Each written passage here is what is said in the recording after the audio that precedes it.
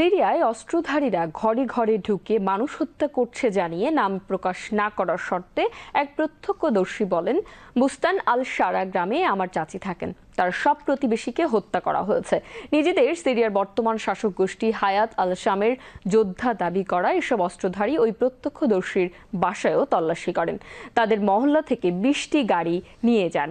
এই নারী প্রত্যক্ষদর্শী বলেছেন, অস্ত্রধারীরা নিজেদের HTS এর যোদ্ধা দাবি করলেও তা সত্যি নয়। তারা সন্ত্রাসী গোষ্ঠীর সদস্য।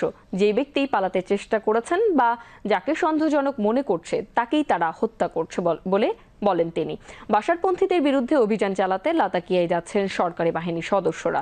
কিছু সাধারণ নাগরিক লাতাকিয়ায় অবস্থিত রাশিয়া পরিচালিত হমেইমি বিমান ঘাঁটিতে পালিয়ে আশ্রয় নিতে সক্ষম হন, কিন্তু বিমান ঘাঁটিতে যাওয়ার পথে তল্লাশি চৌকিতে সশস্ত্র গোষ্ঠীর লোকজন অবস্থান করছিলেন। এই প্রত্যক্ষদর্শী বলেন, তল্লাশি চৌকিতে তাদের কাছে প্রথমেই জানতে চাওয়া হয়েছিল তারা আলাউইত সম্প্রদায়ের কিনা। গত বৃহস্পতিবার সিরিয়ার উত্তর পশ্চিমাঞ্চলের উপকূলীয় শহর লাতাকিয়া ও তারতুসে ক্ষমতাচ্যুত প্রেসিডেন্ট বাশার আল আসাদের অনুগত যোদ্ধারা সমন্বিতভাবে হামলা শুরু করে। বর্তমান সরকারের নিরাপত্তা বাহিনীর সদস্যদের ওপর গুপ্ত হামলা চালানো হয়। সরকারি নিরাপত্তা বাহিনীগুলো দ্রুত পাল্টা হামলা শুরু করেন।